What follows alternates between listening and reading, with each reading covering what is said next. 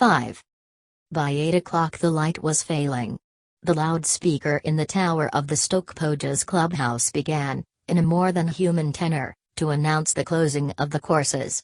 Lenina and Henry abandoned their game and walked back towards the club.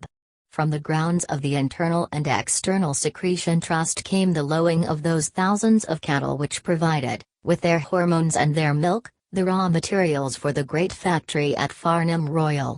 An incessant buzzing of helicopters filled the twilight. Every 2.5 minutes a bell and the screech of whistles announced the departure of one of the light monorail trains which carried the lower caste golfers back from their separate course to the metropolis. Lenina and Henry climbed into their machine and started off. At 800 feet Henry slowed down the helicopter screws, and they hung for a minute or two poised above the fading landscape. The forest of Burnham Beeches stretched like a great pool of darkness towards the bright shore of the western sky. Crimson at the horizon, the last of the sunset faded, through orange, upwards into yellow and a pale watery green. Northwards, beyond and above the trees, the Internal and External Secretions factory glared with a fierce electric brilliance from every window of its 20 stories.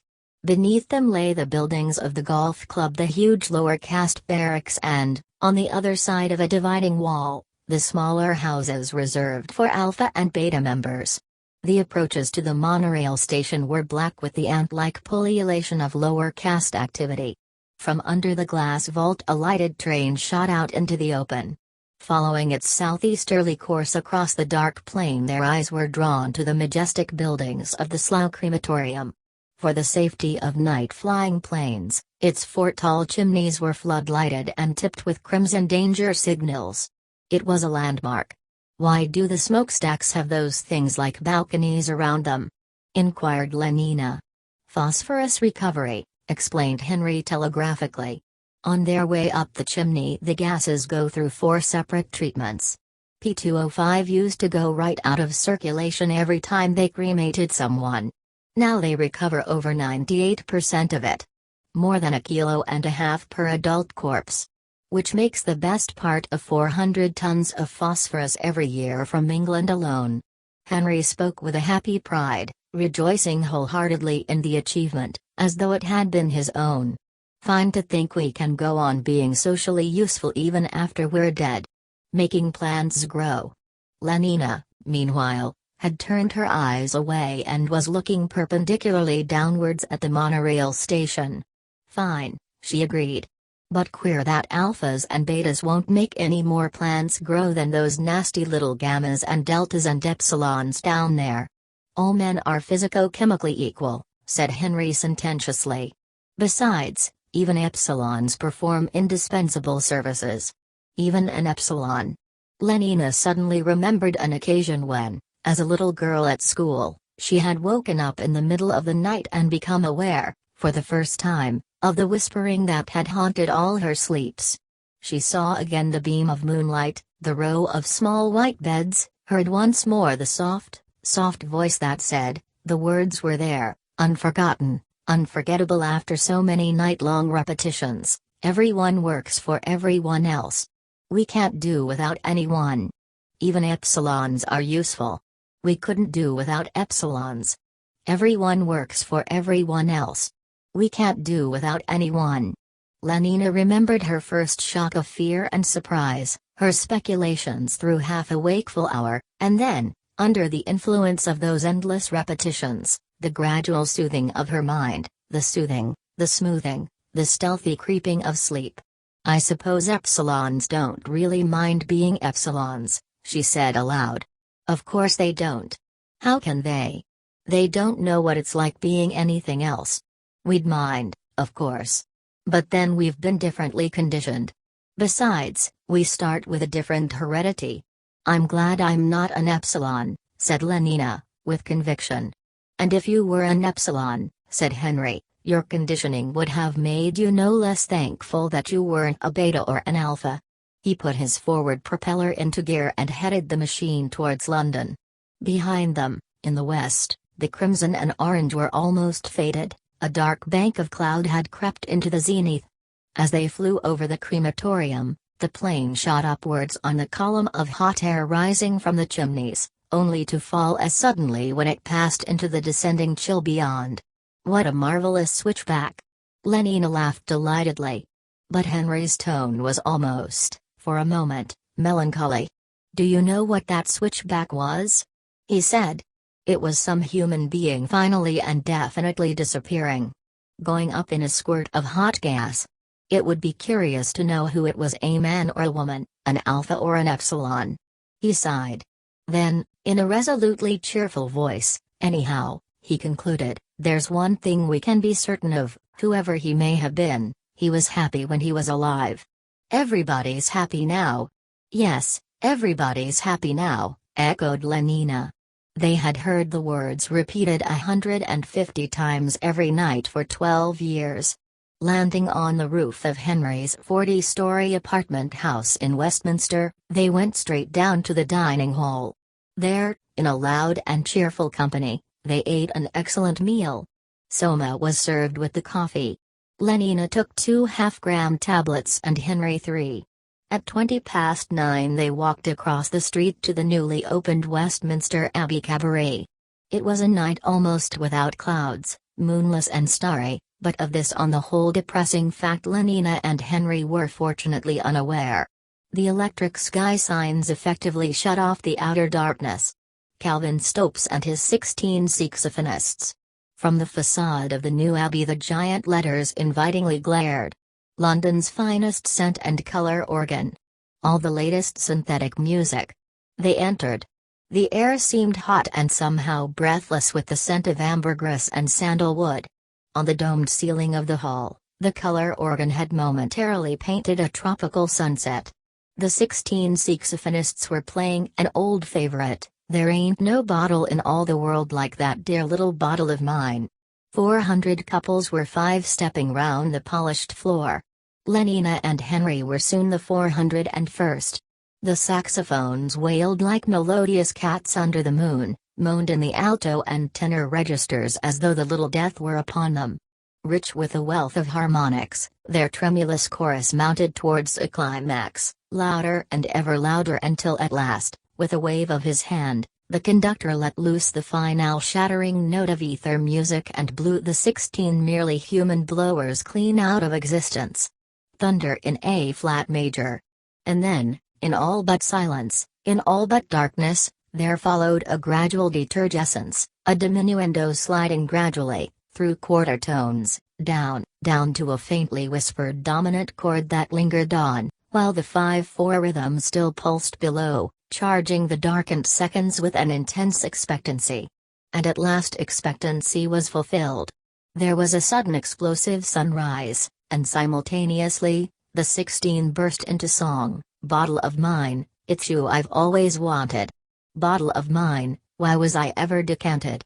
Skies are blue inside of you, the weather's always fine, for there ain't no bottle in all the world like that dear little bottle of mine."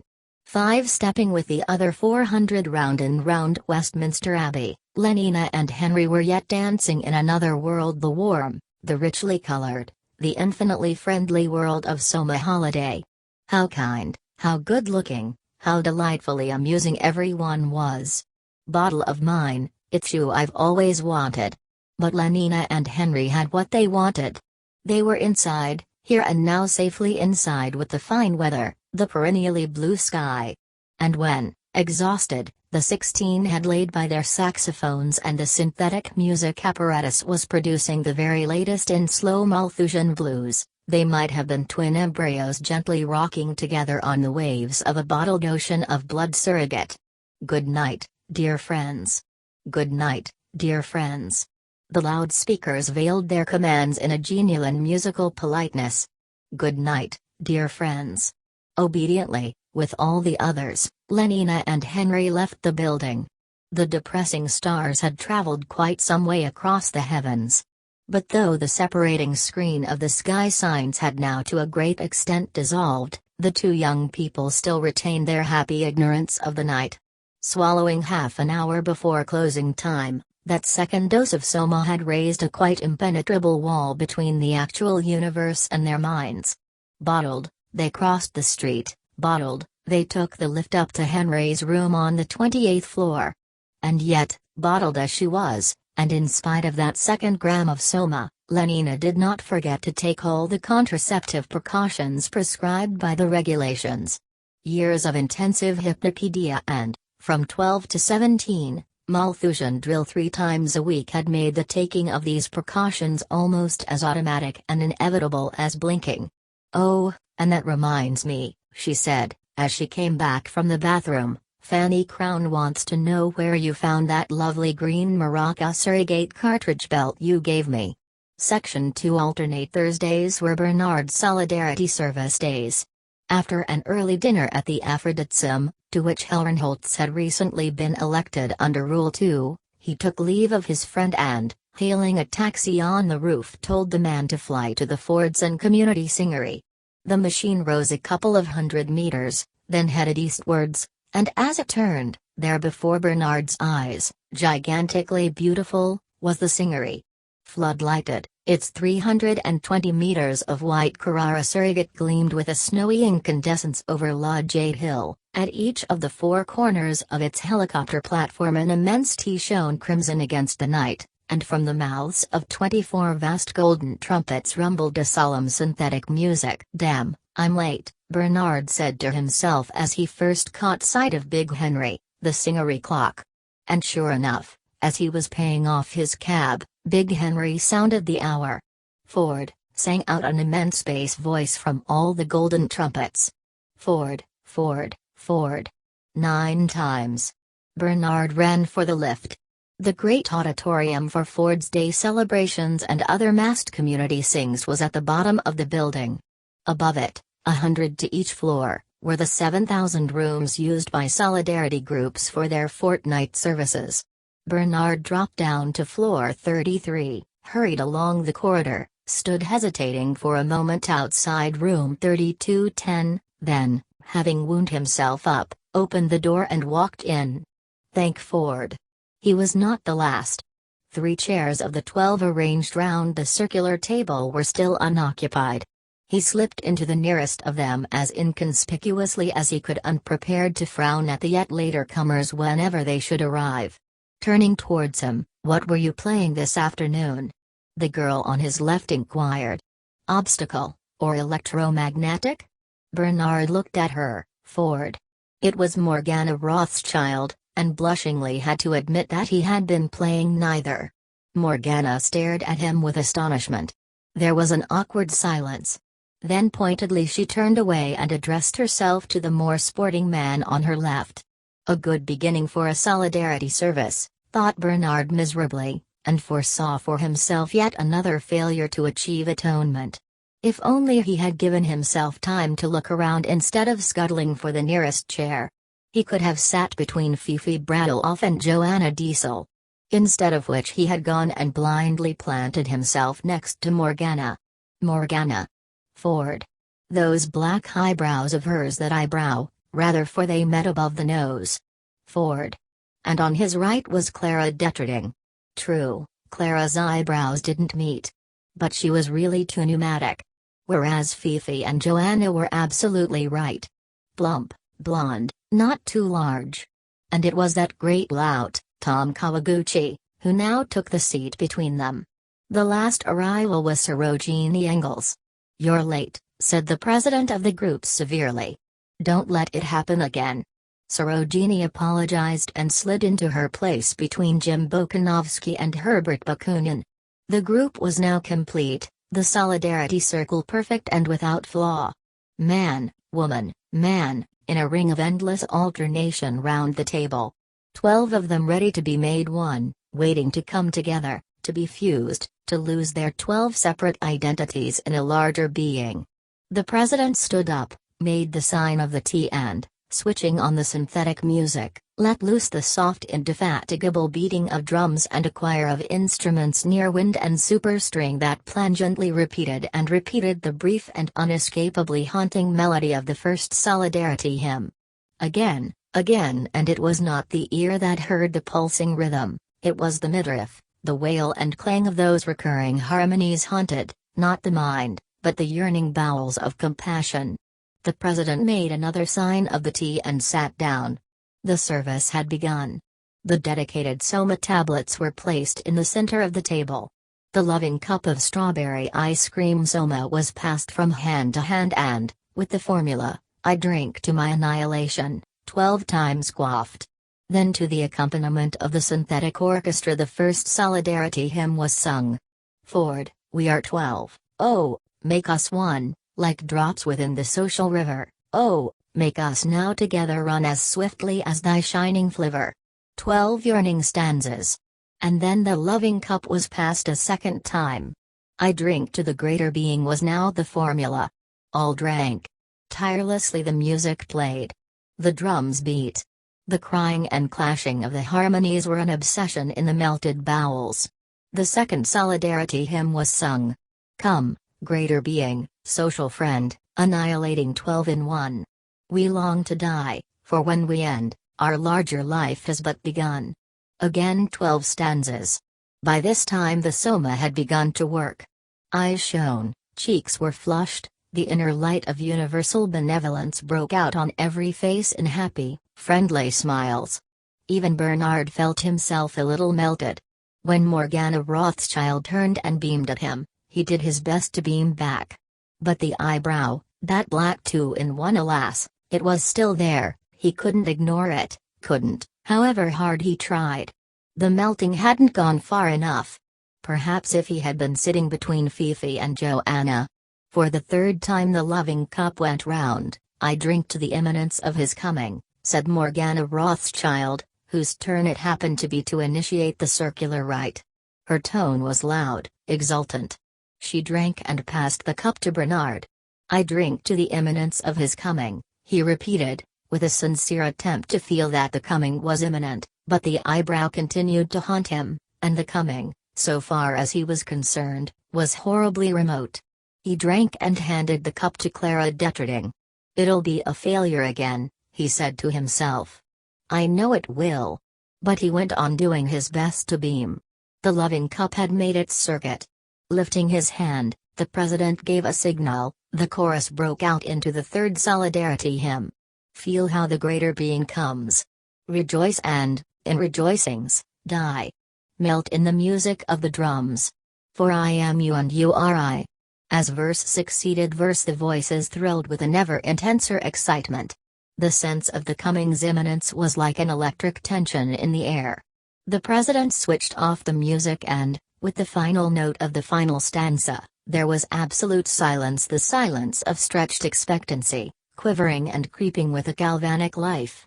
The president reached out his hand, and suddenly a voice, a deep strong voice, more musical than any merely human voice, richer, warmer, more vibrant with love and yearning and compassion, a wonderful, mysterious, supernatural voice spoke from above their heads. Very slowly, "Oh, Ford, Ford, Ford," it said diminishingly and on a descending scale. A sensation of warmth radiated thrillingly out from the solar plexus to every extremity of the bodies of those who listened. Tears came into their eyes, their hearts, their bowels seemed to move within them, as though with an independent life. Ford. They were melting, Ford. Dissolved, dissolved. Then, in another tone, suddenly, startlingly. Listen. Trumpeted the voice. Listen. They listened. After a pause, sunk to a whisper, but a whisper, somehow, more penetrating than the loudest cry. The feet of the greater being, it went on, and repeated the words, the feet of the greater being. The whisper almost expired. The feet of the greater being are on the stairs. And once more there was silence, and the expectancy, momentarily relaxed, was stretched again, tauter, tauter, almost to the tearing point. The feet of the greater being, oh, they heard they heard them, coming softly down the stairs, coming nearer and nearer down the invisible stairs. The feet of the greater being. And suddenly the tearing point was reached. Her eyes staring, her lips parted. Morgana Rothschild sprang to her feet. I hear him, she cried. I hear him. He's coming, shouted Sarojini Engels. Yes, he's coming, I hear him. Fifi Bradloff and Tom Kawaguchi rose simultaneously to their feet. "Oh, oh, oh!" Joanna inarticulately testified. "He's coming!" yelled Jim Bokanovsky. The president leaned forward and, with a touch, released a delirium of cymbals and blown brass, a fever of tom-tomming. "Oh, he's coming!" screamed Clara Detterding. "A.E." And it was as though she were having her throat cut. Feeling that it was time for him to do something, Bernard also jumped up and shouted, "I hear him, he's coming." But it wasn't true. He heard nothing and, for him, nobody was coming. Nobody, in spite of the music, in spite of the mounting excitement. But he waved his arms, he shouted with the best of them, and when the others began to jig and stamp and shuffle, he also jigged and shuffled. Round they went, a circular procession of dancers, each with hands on the hips of the dancer preceding, round and round, shouting in unison, stamping to the rhythm of the music with their feet, beating it out with hands on the buttocks in front, 12 pairs of hands beating as one, 12 buttocks slabbily resounding. 12 as one, 12 as one. I hear him coming. The music quickened, faster beat the feet, faster, faster fell the rhythmic hands. And all at once a great synthetic bass boomed out the words which announced the approaching atonement and final consummation of solidarity, the coming of the 12 in one, the incarnation of the greater being. Orgy Porgy, it sang, while the tom-toms continued to beat their feverish tattoo. Orgy Porgy, Ford and fun, kiss the girls and make them one. Boys at zero knee with girls at peace, Orgy Porgy gives release. Orgy Porgy, the dancers caught up the liturgical refrain, Orgy Porgy, Ford and fun, kiss the girls. And as they sang, the lights began slowly to fade and at the same time to grow warmer, richer, redder, until at last they were dancing in the crimson twilight of an embryo store. Orgy Porgy. In their blood-colored and fetal darkness the dancers continued for a while to circulate, to beat and beat out the indefatigable rhythm. Orgy Porgy. Then the circle wavered, broke, fell in partial disintegration on the ring of couches which surrounded circle enclosing circle the table and its planetary chairs. Orgy Porgy. Tenderly the deep voice crooned and cooed. In the red twilight it was as though some enormous Negro dove were hovering benevolently over the now prone or supine dancers. They were standing on the roof. Big Henry had just sung 11. The night was calm and warm. "Wasn't it wonderful?" said Fifi Bradloff. "Wasn't it simply wonderful?" She looked at Bernard with an expression of rapture, but of rapture in which there was no trace of agitation or excitement, for to be excited is still to be unsatisfied. Hers was the calm ecstasy of achieved consummation, the peace, not of mere vacant satiety and nothingness, but of balanced life, of energies at rest and in equilibrium, a rich and living peace. For the solidarity service had given as well as taken, drawn off only to replenish. She was full, she was made perfect, she was still more than merely herself. "Didn't you think it was wonderful?" she insisted, looking into Bernard's face with those supernaturally shining eyes. "Yes, I thought it was wonderful," he lied and looked away. The sight of her transfigured face was at once an accusation and an ironical reminder of his own separateness. He was as miserably isolated now as he had been when the service began, more isolated by reason of his unreplenished emptiness, his dead satiety.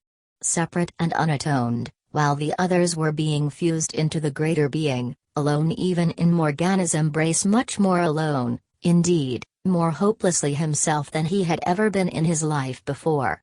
He had emerged from that crimson twilight into the common electric glare with a self-consciousness intensified to the pitch of agony. He was utterly miserable, and perhaps, her shining eyes accused him, perhaps it was his own fault. "Quite wonderful," he repeated, but the only thing he could think of was Morgana's eyebrow. 6. Odd, was Lenina's verdict on Bernard Marx.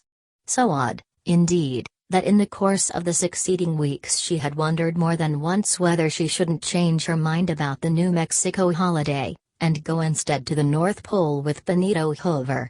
The trouble was that she knew the North Pole, had been there with George Edsel only last summer, and what was more, found it pretty grim.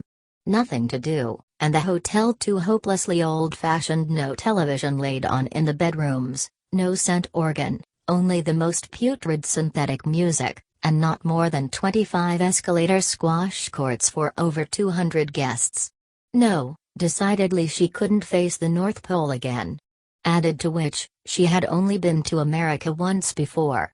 And even then, how inadequately. A cheap weekend in New York. Had it been with Jean-Jacques Babula or Bokanovsky Jones? She couldn't remember. Anyhow, it was of absolutely no importance. The prospect of flying west again, and for a whole week, was very inviting. Moreover, for at least 3 days of that week they would be in the Savage Reservation. Not more than half a dozen people in the whole center had ever been inside a Savage Reservation. As an Alpha Plus psychologist, Bernard was one of the few men she knew entitled to a permit. For Lenina, the opportunity was unique.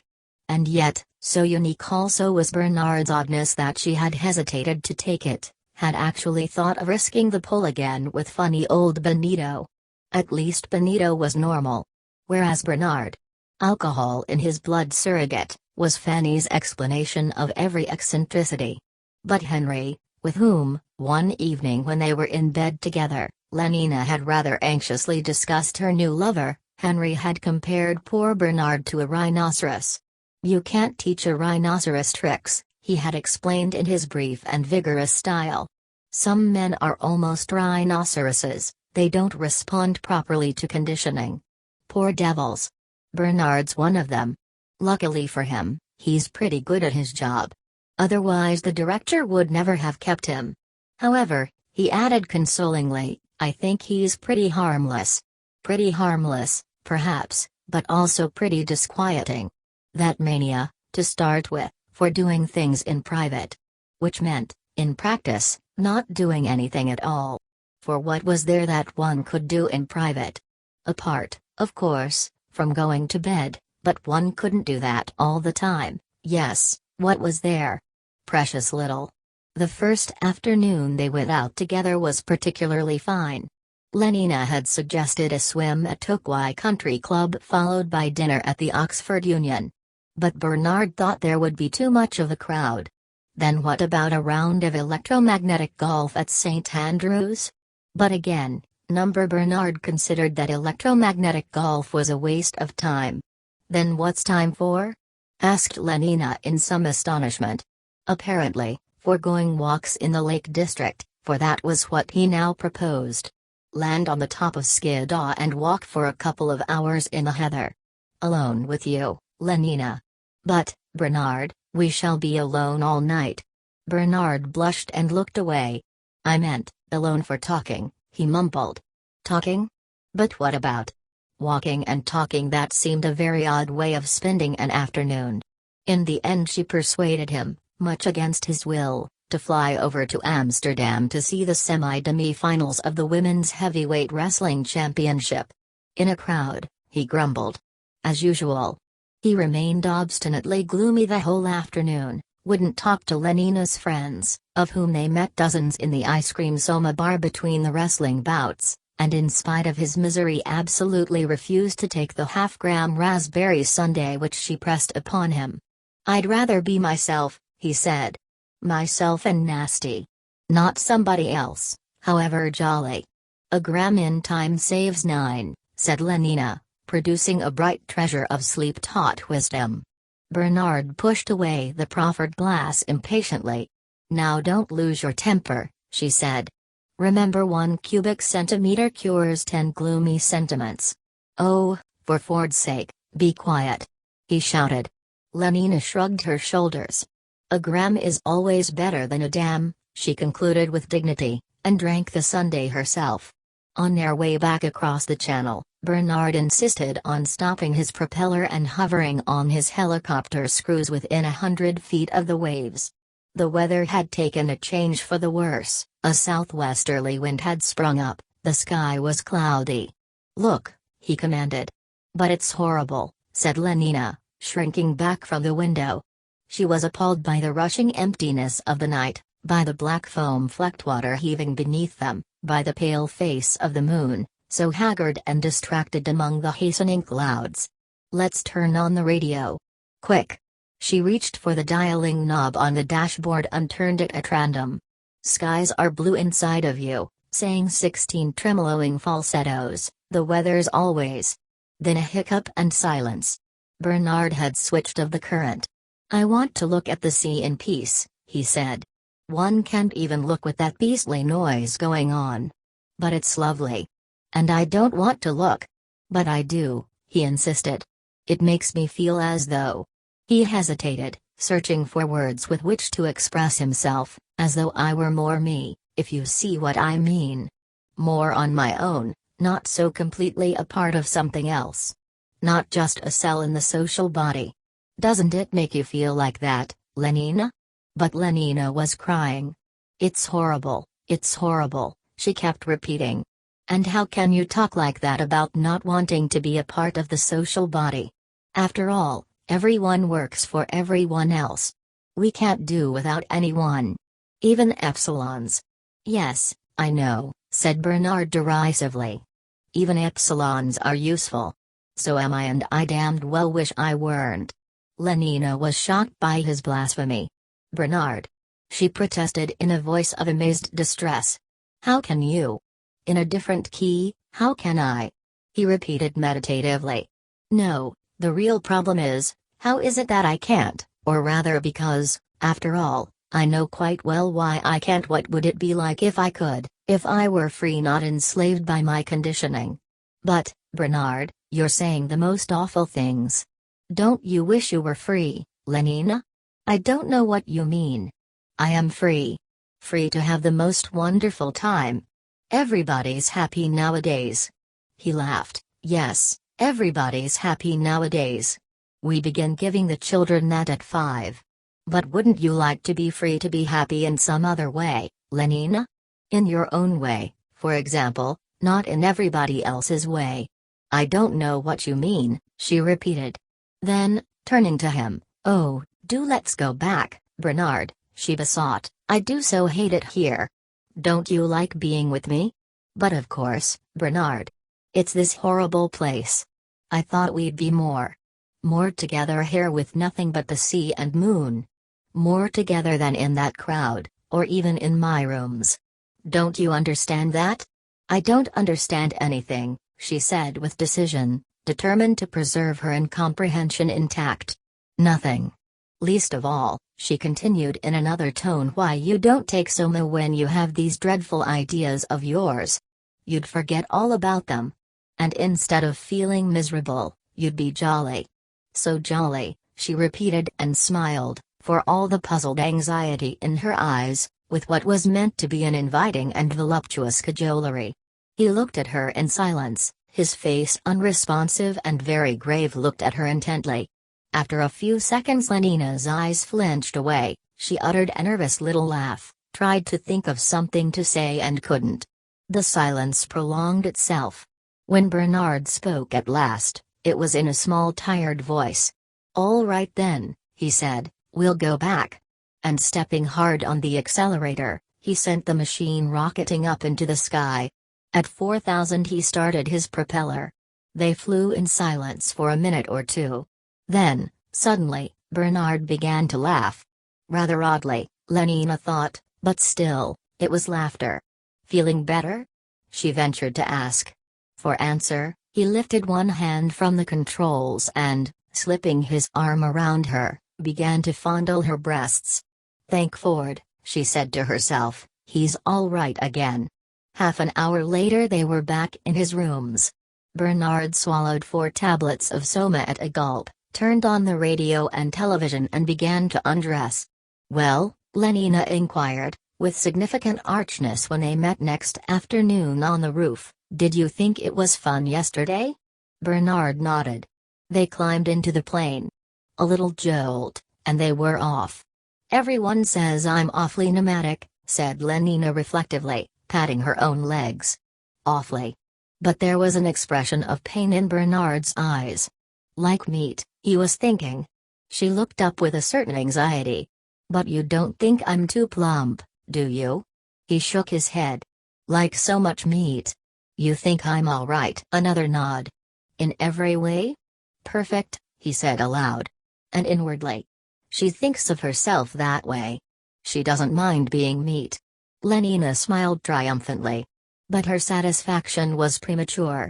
All the same, he went on, after a little pause, I still rather wish it had all ended differently.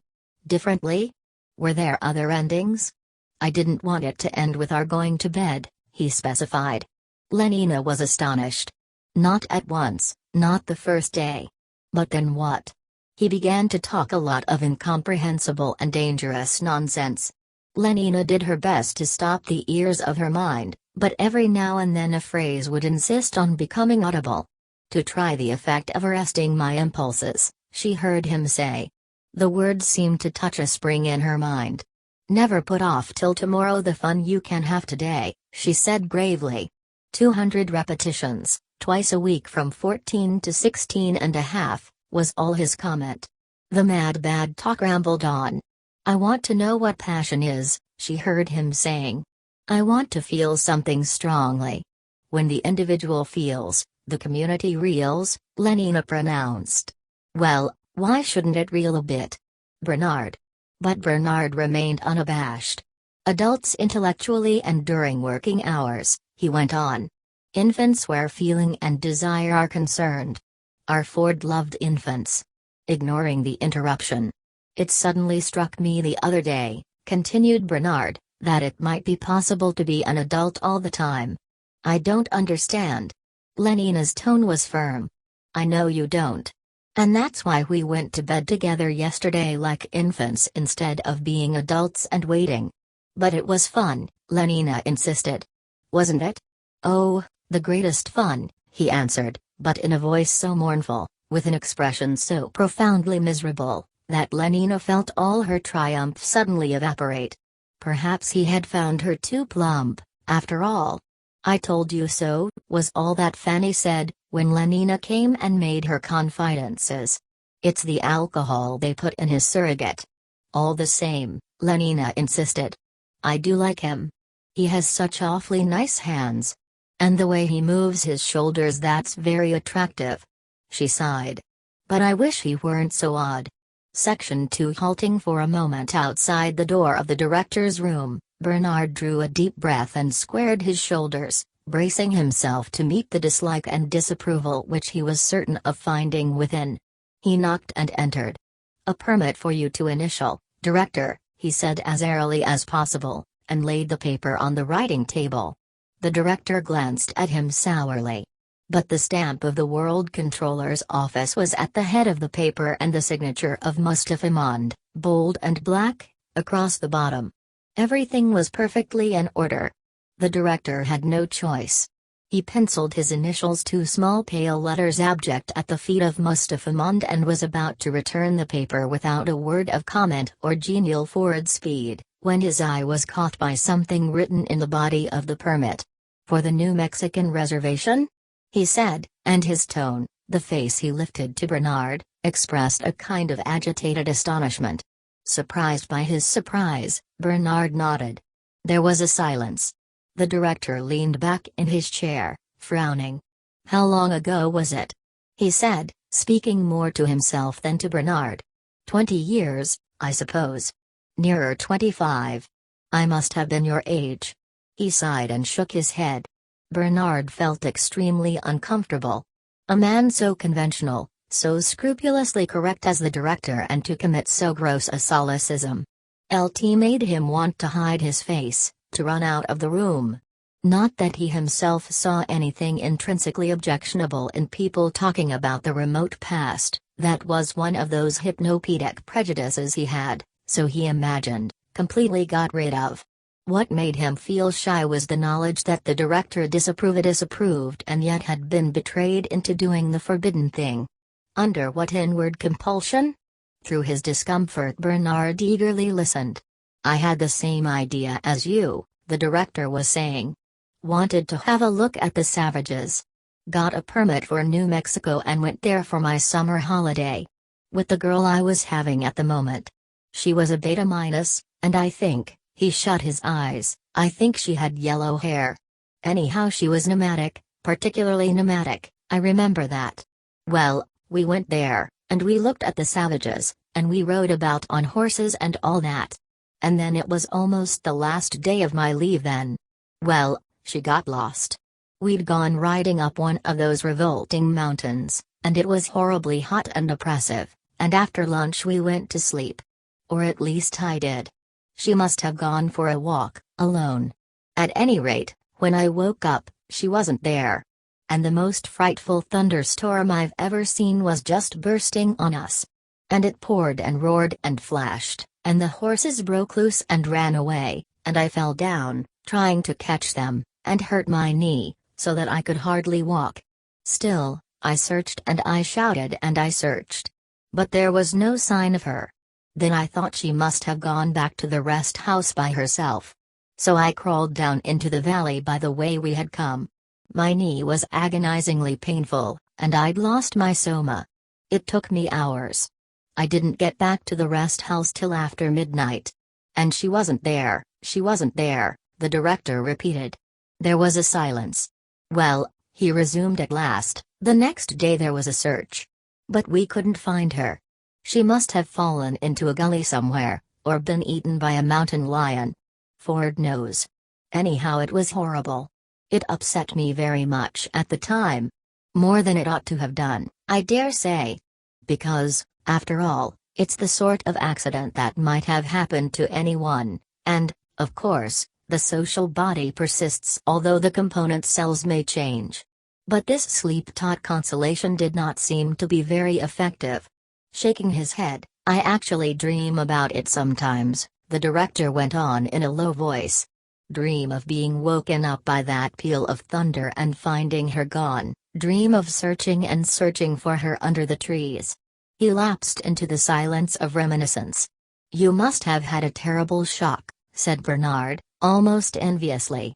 At the sound of his voice the director started into a guilty realization of where he was, shot a glance at Bernard, and averting his eyes, blushed darkly, looked at him again with sudden suspicion and, angrily on his dignity. Don't imagine, he said, that I'd had any indecorous relation with the girl. Nothing emotional, nothing long drawn. It was all perfectly healthy and normal. He handed Bernard the permit. I really don't know why I bored you with this trivial anecdote. Furious with himself for having given away a discreditable secret, he vented his rage on Bernard. The look in his eyes was now frankly malignant. And I should like to take this opportunity, Mr. Marks, he went on, of saying that I'm not at all pleased with the reports I receive of your behavior outside working hours. You may say that this is not my business. But it is. I have the good name of the center to think of. My workers must be above suspicion, particularly those of the highest castes. Alphas are so conditioned that they do not have to be infantile in their emotional behavior. But that is all the more reason for their making a special effort to conform. It is their duty to be infantile, even against their inclination. And so, Mr. Marks, I give you fair warning. The director's voice vibrated with an indignation that had now become wholly righteous and impersonal, was the expression of the disapproval of society itself. If ever I hear again of any lapse from a proper standard of infantile decorum, I shall ask for your transference to a sub-center, preferably to Iceland. Good morning. And swiveling round in his chair, he picked up his pen and began to write. That'll teach him, he said to himself. But he was mistaken. For Bernard left the room with a swagger, exulting, as he banged the door behind him, in the thought that he stood alone, embattled against the order of things, elated by the intoxicating consciousness of his individual significance and importance. Even the thought of persecution left him undismayed, was rather tonic than depressing. He felt strong enough to meet and overcome ambition, strong enough to face even Iceland. And this confidence was the greater for his not for a moment really believing that he would be called upon to face anything at all. People simply weren't transferred for things like that. Iceland was just a threat. A most stimulating and life-giving threat. Walking along the corridor, he actually whistled.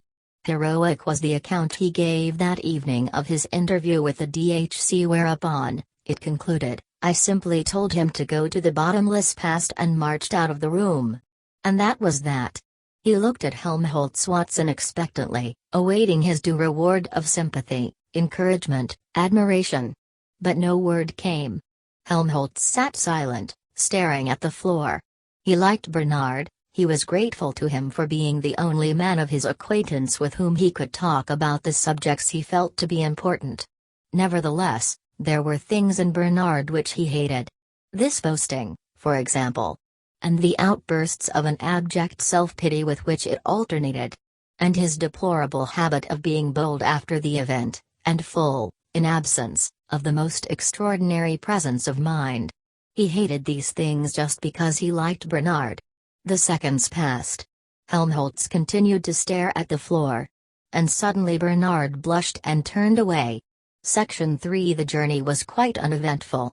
The Blue Pacific rocket was 2.5 minutes early at New Orleans, lost 4 minutes in a tornado over Texas, but flew into a favorable air current at longitude 95 west, and was able to land at Santa Fe less than 40 seconds behind schedule time.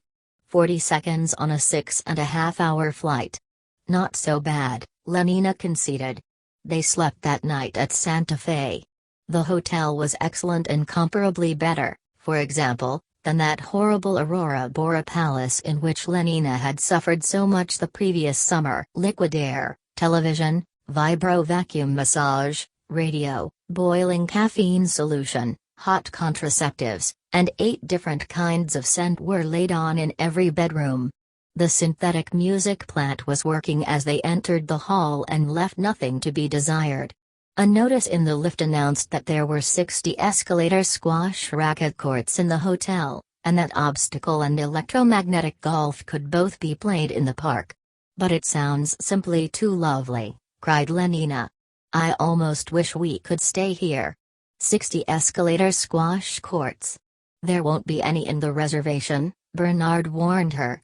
And no scent, no television, no hot water even. If you feel you can't stand it, stay here till I come back. Lenina was quite offended. Of course I can stand it. I only said it was lovely here because... Well, because progress is lovely, isn't it? 500 repetitions once a week from 13 to 17, said Bernard wearily, as though to himself. What did you say? I said that progress was lovely. That's why you mustn't come to the reservation unless you really want to. But I do want to. Very well, then, said Bernard, and it was almost a threat. Their permit required the signature of the warden of the reservation, at whose office next morning they duly presented themselves. An Epsilon Plus Negro porter took in Bernard's card, and they were admitted almost immediately. The warden was a blonde and brachycephalic alpha-, short, red, moon-faced, and broad-shouldered, with a loud booming voice, very well adapted to the utterance of hypnopedic wisdom. He was a mine of irrelevant information and unasked for good advice. Once started, he went on and on boomingly. 560,000 square kilometers, divided into 4 distinct sub-reservations, each surrounded by a high-tension wire fence. At this moment, and for no apparent reason, Bernard suddenly remembered that he had left the eau de cologne tap in his bathroom wide open and running. Supplied with current from the Grand Canyon hydroelectric station. Cost me a fortune by the time I get back. With his mind's eye, Bernard saw the needle on the scent meter creeping round, and like, indefatigable. Quickly telephoned to Helmholtz Watson. Upwards of 5,000 kilometers of fencing at 60,000 volts. You don't say so, said Lenina politely, not knowing in the least what the warden had said, but taking her cue from his dramatic pause. When the warden started booming, she had inconspicuously swallowed half a gram of soma, with the result that she could now sit, serenely not listening, thinking of nothing at all, but with her large blue eyes fixed on the warden's face in an expression of rapt attention. To touch the fence is instant death, pronounced the warden solemnly. There is no escape from a savage reservation. The word escape was suggestive. Perhaps, said Bernard, half rising, "we ought to think of going." The little black needle was scurrying, an insect, nibbling through time, eating into his money. "No escape," repeated the warden, waving him back into his chair, and as the permit was not yet countersigned, Bernard had no choice but to obey. "Those who are born in the reservation, and remember, my dear young lady," he added, leering obscenely at Lenina, and speaking in an improper whisper, "remember that, in the reservation, children still are born, yes, actually born, revolting as that may seem." He hoped that this reference to a shameful subject would make Lenina blush, but she only smiled with simulated intelligence and said, "You don't say so." Disappointed, the warden began again, "Those, I repeat, who are born in the reservation are destined to die there. Destined to die. A deciliter of eau de cologne every minute. 6 liters an hour. Perhaps," Bernard tried again, "we ought." Leaning forward, the warden tapped the table with his forefinger. "You ask me how many people live in the reservation. And I reply triumphantly, I reply that we do not know. We can only guess." "You don't say so." "My dear young lady, I do say so. 6 times 24, no, it would be nearer 6 times 36. Bernard was pale and trembling with impatience. But inexorably the booming continued.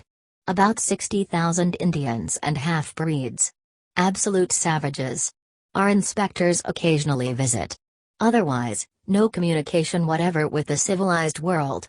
Still preserve their repulsive habits and customs. Marriage, if you know what that is, my dear young lady, families. No conditioning. Monstrous superstitions. Christianity and totemism and ancestor worship. Extinct languages, such as Zuni and Spanish and Athapascan. Pumas, porcupines and other ferocious animals. Infectious diseases. Priests. Venomous lizards." "You don't say so?" "They got away at last." Bernard dashed to the telephone. Quick, quick, but it took him nearly 3 minutes to get on to Helmholtz Watson. "We might be among the savages already," he complained. "Damned incompetence." "Have a gram," suggested Lenina. He refused, preferring his anger. And at last, thank Ford, he was through and, yes, it was Helmholtz, to whom he explained what had happened, and who promised to go round at once, and turn off the tap, yes, at once, but took this opportunity to tell him what the DHC had said, in public, yesterday evening. "What? He's looking out for someone to take my place?" Bernard's voice was agonized. "So it's actually decided? Did he mention Iceland?" "You say he did?" "Ford. Iceland." He hung up the receiver and turned back to Lenina. His face was pale, his expression utterly dejected. "What's the matter?" she asked. "The matter?" He dropped heavily into a chair. "I'm going to be sent to Iceland." Often in the past he had wondered what it would be like to be subjected, sinless and with nothing but his own inward resources to rely on, to some great trial, some pain, some persecution. He had even longed for affliction. As recently as a week ago, in the director's office, he had imagined himself courageously resisting, stoically accepting suffering without a word. The director's threats had actually elated him, made him feel larger than life. But that, as he now realized, was because he had not taken the threats quite seriously. He had not believed that, when it came to the point, the DHC would ever do anything. Now that it looked as though the threats were really to be fulfilled, Bernard was appalled. Of that imagined stoicism, that theoretical courage, not a trace was left. He raged against himself. What a fool! Against the director. How unfair not to give him that other chance which, he now had no doubt at all, he had always intended to take. And Iceland. Lenina shook her head. "Was and will make meal," she quoted, "I take a gram and only am." In the end she persuaded him to swallow 4 tablets of soma. 5 minutes later roots and fruits were abolished, the flower of the present rosily blossomed. A message from the porter announced that, at the warden's orders, a reservation guard had come round with a plane and was waiting on the roof of the hotel. They went up at once. An octoroon in gamma green uniform saluted and proceeded to recite the morning's program. A bird's-eye view of 10 or a dozen of the principal pueblos, then a landing for lunch in the valley of Malpais. The rest house was comfortable there, and up at the pueblo the savages would probably be celebrating their summer festival. It would be the best place to spend the night. They took their seats in the plane and set off. 10 minutes later they were crossing the frontier that separated civilization from savagery. Uphill and down, across the deserts of salt or sand, through forests, into the violet depth of canyons, over crag and peak and table-topped mesa, the fence marched on and on, irresistibly the straight line, the geometrical symbol of triumphant human purpose.